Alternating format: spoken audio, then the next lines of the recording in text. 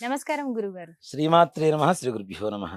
గురుగారు, చాలా మంది లైఫ్‌లో నాకంటూ ఒక సొంత ఇల్లు ఉండాలి, లేకపోతే ఒక సొంత కారో ఇలా కొన్ని కొన్ని కోరికలు ఉంటాయి. కానీ పాపం వాళ్ళు ఎంత కష్టపడినా అక్కడి దాకా రీచ్ అవ్వలేరు. సో, అలా వెళ్ళాలి అనుకుంటే ఏం చేయాలి? మంచిదమ్మా. అంటే గృహయోగం అనేది అందరికీ ఉండాలి, తప్పనిసరిగా కలగాలి. హ్మ్. అనేక రకాలైన ఏర్పాట్లు కూడా ప్రభుత్వాలు కూడా చేస్తున్నాయి, కానీ అవి కూడా అందరికీ అందుబాటులోకి రావటం లేదు. హ్మ్. ఇలాంటి పరిస్థితుల్లో గృహయోగం కలగాలి హ్మ్. అంటే ముఖ్యంగా హ్మ్. భూదేవత అనుగ్రహం కలగాలి. ఓకే. భూమి ఉంటేనేగా ఇల్లు కట్టగలిగేది. అవును. అది అపార్ట్మెంట్ అవ్వచ్చు, హ్మ్. అదే విడిగా ఇల్లు కావచ్చు, ఏదైనా అవ్వచ్చు. హ్మ్.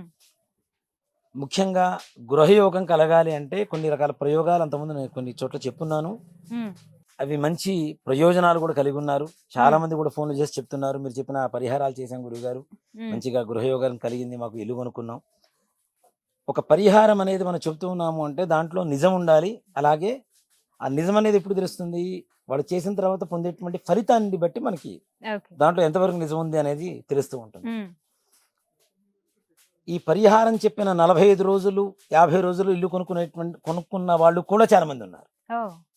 ఓకే. అది కూడాను ఆ ఫాలోవర్స్ కూడా ఎలా అంటే పెద్ద పెద్ద సిద్ధాంతుల వాళ్ళ అన్నదమ్ముల పిల్లలు హ్మ్. ఇట్లాంటి వాళ్ళు నాకు ఫోన్ చేసి చెప్పారు, ఓకే. మీరు చేసిన దాని వల్ల నాకు మంచి ప్రయోజనం కలిగింది హ్మ్. ఆ పరిహారం చేయడం ద్వారా అని. హ్మ్. అలాంటి ప్రయోజనాలు రకరకాలుగా చాలా ఉన్నాయి గృహయోగాలు కలగాలి అంటే. ఓకే. చాలా మంది ఏంటంటే ఇంటికి అడ్వాన్స్ ఇస్తుంటారు, హ్మ్. మళ్ళీ క్యాన్సిల్ చేసుకుంటారు. అవును. తద్వారా ఆర్థిక నష్టం కూడా వాటిల్లుతూ ఉంటుంది. అవును. అలా 4-5 చోట్ల జరిగిన తర్వాత ఒక రకమైనటువంటి అనుమానం కూడా కలుగుతుంటుంది, అరే నాకు గృహయోగం లేదనుకుంటా, అందుకనే అడ్వాన్స్ ఇచ్చిన కూడా వెనక్కి తీసుకుంటున్నాను. హ్మ్. అలానే కొంతమంది భూములు రిజిస్ట్రేషన్ చేసుకొని డబుల్ రిజిస్ట్రేషన్ అయిపోయి వాటి వల్ల మోసపోవటం, హ్మ్. అక్కడ ఇల్లు కట్టుకున్న తర్వాత కూడాను వేరే వాళ్ళు వచ్చి ఆక్రమించుకొని వీళ్ళు బయటకు వెళ్ళవలసినటువంటి పరిస్థితులు రావటం. అవును. వీటన్నిటికీ కూడా చక్కటి పరిష్కారం ఏంటి అంటే హ్మ్. భూవరాహదేవి. ఓకే. వారాహి అంటేనే భూమికి అధిపతి. హ్మ్. ఇక్కడ ముఖ్యంగా మనకి ఇల్లు ఒక్కటే కాకుండా భూ సంబంధమైనటువంటి ఏ రకమైనటువంటి సమస్యలున్నా, హ్మ్. అన్నదమ్ముల మధ్య హ్మ్. కొట్లాటలు ఉండి కోర్టులో ఉండి హ్మ్. ఆ సమస్యలు ఎదుర్కొంటున్నాం, హ్మ్. మాకు రావాల్సిన ఆస్తులు కూడా రావటం లేదు హ్మ్. అనుకునేటువంటి వాళ్ళకి కానీ, హ్మ్. అలాగే పొలాలు కావచ్చు, హ్మ్. స్థలాలు కావచ్చు, హ్మ్. ఇల్లు కావచ్చు, ఇలాంటివి ఏవైతే వివాదాలు ఉంటాయో హ్మ్. ఈ వివాదాలు తీరిపోయి వారికి అనుకునేటువంటి ఆ ఇల్లు హ్మ్. కళ నెరవేరటం అనేది కూడాను వారాహి అమ్మవారి అనుగ్రహంతో తప్పనిసరిగా విశేషంగా నెరవేరుతుంది. ఓకే. వారాహి అమ్మవారు అంటే మనకేదో కొత్తగా వచ్చింది అని చెప్పి చాలా మంది కూడా అవును. ఏదో అవును. అనుమానంతో ఉన్నారు. అవును. అవును. వారాహి అమ్మవారి గురించి చండీ సప్తశతిలో శుంభ నిశుంభాసురులు అనేటువంటి రాక్షస సంహారం కోసం హ్మ్. అమ్మవారిలోంచి ఆదిపరాశక్తిలోంచి అనేక రకాల శక్తులు ఆవిర్భవించినాయి. హ్మ్. ఆ ఆవిర్భవించినటువంటి శక్తుల్లో వారాహి అమ్మవారి శక్తి కూడా ఒక శక్తి. ఓకే. అలాగే లలిత అమ్మవారి సర్వసైన్యాధ్యక్షురాలుగా కూడాను లలిత అమ్మవారిని మనం ఈ వారాహి అమ్మవారిని చూస్తూ ఉంటాం. హ్మ్. అందుకనే చూడండి, లలిత అమ్మవారు ఒక ఆసనం మీద కూర్చొని హ్మ్. ఆవిడ అంగదేవతలతో సహా ఉన్నటువంటి పఠంలో హ్మ్. ఎడం చేతి వైపు అమ్మవారి పీఠానికి ఒక కోడులాగా ఉంటుంది కదా, హ్మ్. పీఠానికి హ్మ్. ఆ ఎడం వైపు ఉన్నటువంటి పీఠానికి అధిపతే వారాహి అమ్మవారు. ఓకే. అమ్మవారి విజయాన్ని ఇస్తుంది, హ్మ్.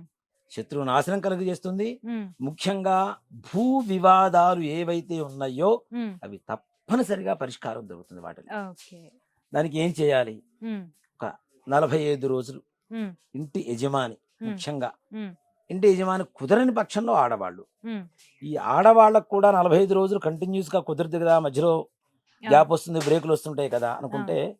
ఆ 5 రోజులు కూడా ఆడవాళ్ళకి ఇబ్బందిగా ఉండేటువంటి 5 రోజులు కూడా తీసేసి హ్మ్. 6వ రోజు నుంచి మరలా కంటిన్యూ చేసుకుంటూ వెళ్ళిపోవచ్చు, ఓకే. కొనసాగించవచ్చు దాన్ని. ఓకే. రాత్రి సమయంలో హ్మ్. అమ్మవారికి హ్మ్. ఒక ఆసనం వేసుకొని హ్మ్.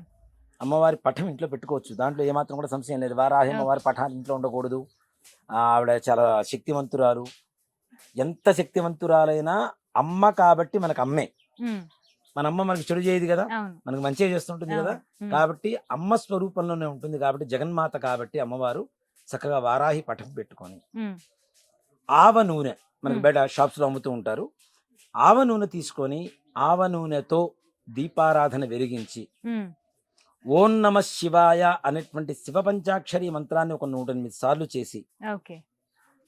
ఓం హ్మ్. ఐం గ్లౌం ఐం వారాహ్యై నమస్వాహ.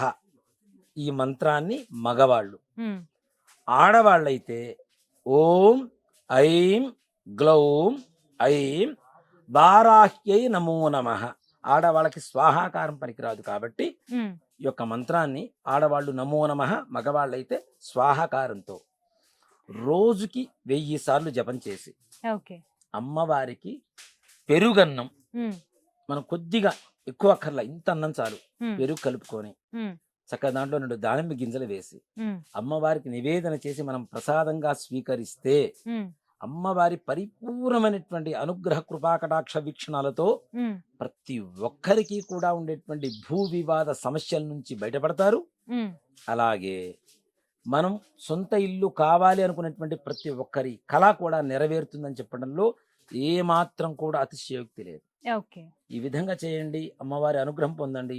ఈ 40 రోజులు చేసిన తర్వాత మరి అమ్మవారి జపాన్ని ఆపవచ్చా అంటే అలా కాదు. ఉమ్, ఒకసారి మంత్రాన్ని మనం స్వీకరించడం జరిగితే గురు ద్వారా కావచ్చు, లేదు మా గురుగారు ఎవరు చెప్పేవాళ్ళు లేరు అనుకుంటే కనీసం ఈశ్వరుడి పటం ముందు కూర్చొని ఒక పేపర్ మీద ఈ మంత్రాన్ని రాసి స్వామివారి పటం ముందు పెట్టి మరలా ఆ పేపర్ తీసుకొని చక్కగా చదువుకొని ఉమ్, ఈశ్వరుడే మనకి గురువు అని చెప్పేటువంటి భావనతో ఉమ్, ఈ యొక్క మంత్రాన్ని స్వీకరించి ప్రతినిత్యం మన ఇల్లు కొనుక్కోవాలి అనుకున్నటువంటి కోరిక నెరవేరింది. ఉమ్, కానీ ప్రతినిత్యం కూడా అమ్మవారి జపనామస్మరణ చేయడం ద్వారా ఉమ్, అది రాత్రిపూట అక్కర్లేదు. అప్పుడు ఉమ్, కనీసం పగలు సమయమైనా ఉదయాన్నే పొద్దున్నే స్నానం చేసి మనం పూజ చేసుకునేటువంటి సమయంలో అయినా సరే ఉమ్, తప్పనిసరి ఈ యొక్క నామస్మరణ చేసుకుంటూ ఉంటే మీ ఇంట్లో విజయలక్ష్మీదేవి తాండవం చేస్తూ ఉంటుంది.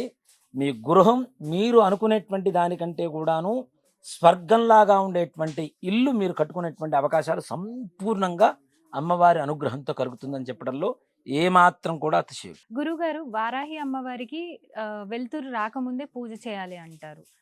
అలాగే కంటిన్యూ చేయాలా రోజు? రోజు అక్కర్లేదమ్మా. ఉమ్, అందుకనే ఒక జప నియమం, ఒక ఉమ్, సిద్ధి మంత్ర సిద్ధి కోసం అని చెప్పి ఉమ్, రాత్రి సమయంలో చేయమని చెప్తున్నాం. సాయంత్రం 7 గంటల తర్వాత 9 గంటల తర్వాత అవకాశం ఉంటే, లేదు నేను 10ంటికి వస్తాను ఆఫీస్ నుంచి అంటే 10ంటి తర్వాత అయినా చేసుకోవచ్చు. ఓకే. 7 గంటల నుంచి కనీసం తెల్లవారుజామున 4 గంటల వరకు అమ్మవారి జపానికి అర్హత కలిగినటువంటి సమయమే ఓకే. కాబట్టి ఆ సమయంలో చేసుకోవచ్చు. తర్వాత నిత్యం చేసుకునేటువంటి ఆరాధన మాత్రం ఉదయం పూటైనా చేసుకోవచ్చు. ఓకే. లేదు మాకు సాయంత్రం పూట కుదురుతుందంటే సాయంత్రం సమయంలో కూడా చక్కగా చేసుకోవచ్చు. ఓకే. ఓకే. చాలా చక్కగా చెప్పారు గురుగారు. ధన్యవాదాలు. శ్రీమాత్రే నమః. శ్రీ గురుభ్యో నమః.